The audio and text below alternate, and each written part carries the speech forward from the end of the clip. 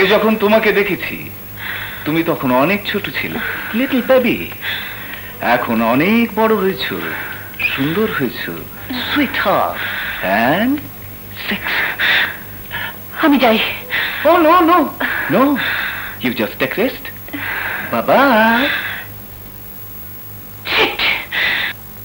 খালাম্মা, আমি জানি আজ সারা শহর আমাদেরকে নিয়ে ছিছি করছে। একটা মেয়ের জীবনে যে কত বড় কলঙ্ক তাও আমি জানি, কিন্তু মা, এই শুধু একটি মানুষের চাল, একটি মানুষের চক্রান্ত। সেই জন্যই আমি বলছিলাম মা, তোমরা দুজন দুজনকে পছন্দ করো, এবার তোমাদের বিয়েটা আমি সেরে ফেলি, তাহলেই সবার মুখ বন্ধ হয়ে যাবে, কেউ আর তোমাদের নিয়ে কথা বলতে পারবে না। না মা, ওই চরিত্রহীনা কলঙ্ক নিয়ে আমি বিয়ে করতে পারবো না। এখন আমাদের বিয়ে করা সম্ভব নয়। ওই শয়তানের মুখোশ খুলে আমাকে প্রমাণ করতে হবে আমি নির্দোষ। তোমরা বড় হয়েছো, ভালো মন্দ বুঝতে শিখেছো, তোমরা যা ভালো মনে করবে তাই করবে মা। আজ তাহলে আসি মা। আচ্ছা মো, আবার আসবেন।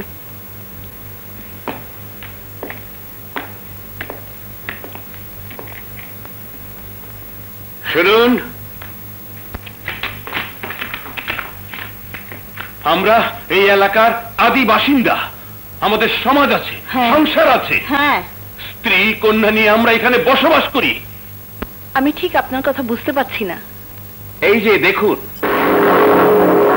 আপনাকে নিয়ে সারা শহরে ছিছি পড়ে গেছে, আর আপনি বলছেন কিছুই জানেন না। পরেও তুমি শহরে আসো কি করে? আমাদের মুখ দেখাও কেমন করে? থামুন, অনেক হয়েছে। আমাকে একা অসহায় পেয়ে অনেক কথা শোনালেন আপনারা। সেদিন কোথায় ছিল আপনাদের এই বাহাদুরি? পারেন শুধু আমার মতো অসহায় মেয়েকে বাড়ি ছাড়া করতে? বেশ বেশ, আমি চলে যাচ্ছি, কিন্তু এতে লাভ হবে কি জানেন? কাল ওরা আপনাদেরকেও আপনাদের বাড়ি থেকে বের করে দেবে। আজ আমাকে বাড়ি ছাড়া করে আপনারা ওই সন্ত্রাসীদের হাতটাই শক্ত করছেন, পরিণামে আগামীতে আপনাদের স্ত্রী কন্যাদের ঠিক একই অবস্থা হবে যা হয়েছে প্রফেসর শিবিরের। আর সেদিন আপনাদের কিছুই করার থাকবে না। দুঃখটা কোথায় জানেন?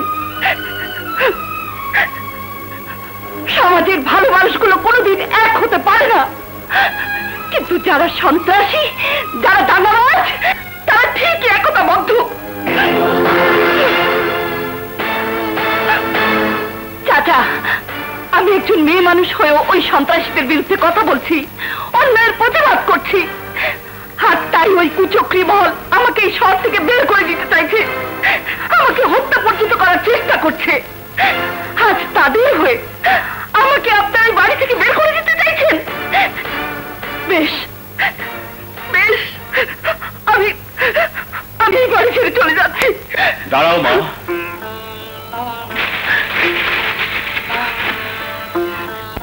কি কথা শোনালে তুমি? এমন করে তো কেউ কোনোদিন কথা বলেনি। এতদিন আমরা জেগেও ঘুমিয়েছিলাম, আজ তুমি আমাদের চাবুক দিয়ে জাগিয়ে দিলে। বড় ভুল হয়ে গেছে আমাদের। তুমি যাবে না মা, আমরা তোমাকে যেতে দেব না।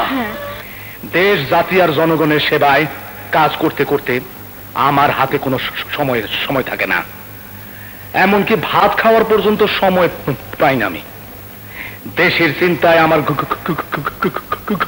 ঘুম আছে না। তারপরেও বহু কষ্টে আমি আপনাদের জন্য এই মূল্যবান সময়টুকু বের করেছি। আজ একটা গুরুত্বপূর্ণ আলোচনার জন্য আমি আপনাদের এখানে ডেকে পাঠিয়েছি। আপনারা জানেন ইলেকশনের সময় হয়ে এসেছে। এবার আপনারা বললে, আপনারা ইজাজত দিলে আমি ইলেকশনে দাঁড়াইতে চাই। অবশ্যই দাঁড়াবেন, তাছাড়া আমার সহযোগিতা তো আপনার সঙ্গেই আছে। প্রয়োজনে আমরা টাকা দিতে রাজি আছি। না না না না না, টাকার অভাব নেই, আমার দরকার আপনাদের সমর্থন। আমরা আপনার পাশে আছি স্যার।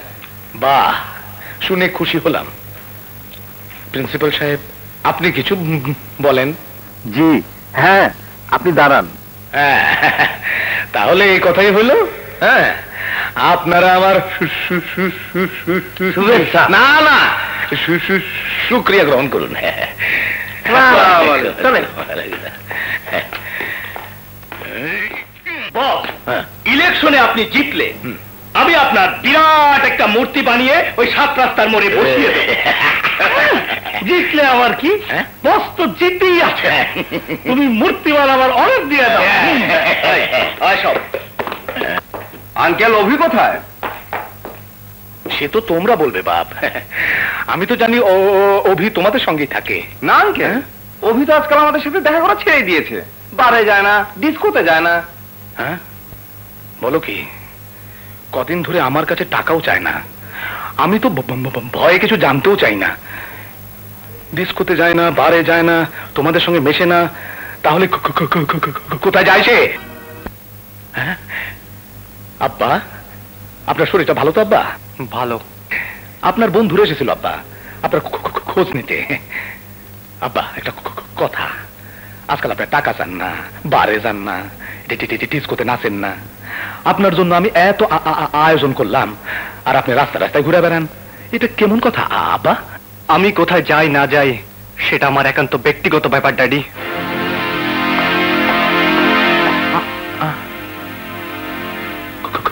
ঘটনাটা কি, কি হয়েছে ওর?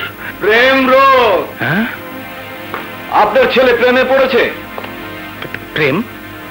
আমার আব্বা প্রেমে পড়েছে? হ্যাঁ, মৌ নামের একটা মেয়ের প্রেমে সে মাতাল হয়েছে, তাই সে মদ খায় না। মৌয়ের হাত ধরে সে নাচ গান করে, তাই সে ডিস্কোতে যায় না।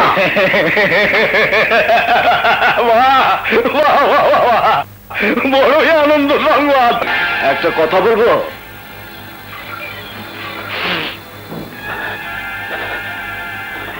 মৌকে আমার খুব পছন্দ।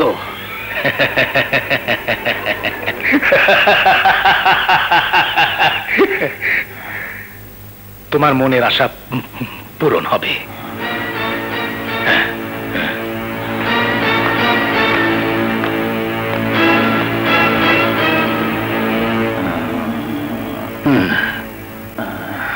মৌকে তুমি পাবে।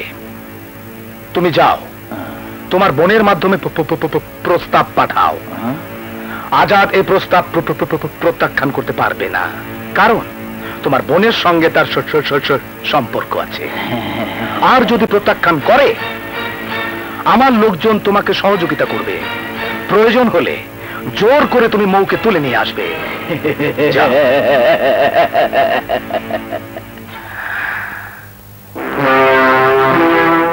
আজাদ, আমি কাটা দিয়ে কাটা তুলবো, আর সোহেল হচ্ছে আমার একমাত্র হাতিয়ার।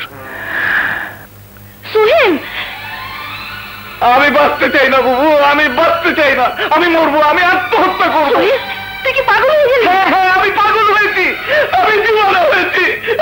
কি হয়েছে তুই আমাকে বল। আপা, আমি একজনকে ভালোবেসে ফেলেছি, ওকে আমি বিয়ে করতে চাই। আপা, ওকে না পেলে আমার এই জীবন বৃথা হয়ে যাবে, মিথ্যে হয়ে যাবে। ওকে না পেলে আমি বাঁচবো না আপা, আমি মরে যাব, আমি মরে যাব। তোকে আমি মরতে দেব না ভাই। তোর ভালোবাসার জন্য, তোর সুখের জন্য আমি সব করতে পারি, সব যেমন করে পারি। আমি ওকে ঘরে বউ করে আনবই। বল, তুই শুধু নামটা বল। ওর নাম মৌ, তোমার আজাদের বোন। এটা কোনো ব্যাপার হলো? তোকে আমি কথা দিচ্ছি, আমি আজই যাব, সব ব্যবস্থা পাকা করে তবে আমি আসব। তুমি কি বলছো রোকেয়া? সোহেল মৌকে ভালোবাসে, মৌকে ছাড়াও বাঁচবে না। মৌকে না পেলেও আত্মহত্যা করবে। কিন্তু মৌ একজনকে ভালোবাসে, আমি জেনে শুনে মৌর ভালোবাসাকে হত্যা করতে পারবো না রোকেয়া। মৌয়ের কাছে আমার ভাইয়ের জন্য আমি মৌকে ভিক্ষে চাইবো। রোকে আপা, মেয়েদের মন কোনো কাপের খেলনা নয় যে ইচ্ছে হলেই কারো হাতে তুলে দেয়া যায়। তোমার নিজের কথাই ভাবো আপা, 5টি বছর তুমি আর ভাইয়া আলাদা ছিলে। কই, তুমি তো পারোনি তোমাদের ভালোবাসা ভুলে যেতে। তোমরা তো পারোনি একে অপরকে ভুলে থাকতে। তোমাকে না পেলে অভি বাঁচবে না, আর অভিকে না পেলে আমিও বাঁচবো না। প্লিজ আপা, প্লিজ, আমাদের ভালোবাসা তুমি কেড়ে নিও না। আজ তুমি এসেছো আমার কাছে ভিক্ষে চাইতে, তুমি না আমার বড়। দোয়া করি তোমরা সুখী হও। ভুল আমারই হয়েছে, আমি ভুলে গিয়েছিলাম ভালোবাসা ভিক্ষে পাওয়া যায় না, ভালোবাসা ভিক্ষে দেওয়াও যায় না। দিন তারিখ সব ঠিক করেছো? ইস, আমার যে কি আনন্দ হচ্ছে। কি হলো আপা, কথা বলছো না কেন? আমি খালি হাতে ফিরে এসেছি সোহেল। খালি হাতে ফিরে এসেছো? এ তুমি কি শোনালে? আমার আমার সব আশা আকাঙ্ক্ষা সব মাটির সাথে মিশিয়ে দিলে। আমি এ জীবন আমার আর রাখবো না, রাখবো না। এটা কি বলি ভাই?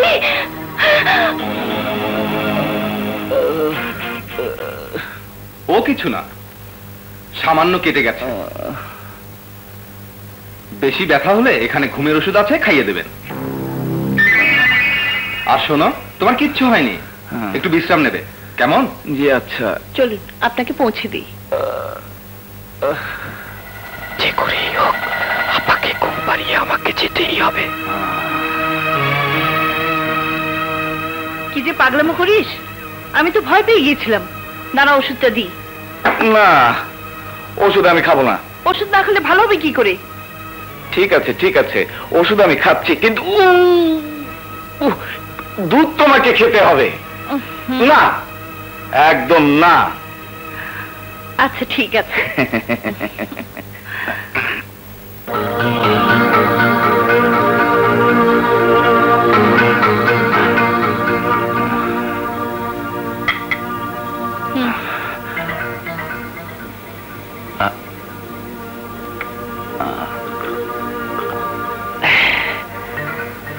দুধটুকু দুধটুকু তুমি খাও, নাও।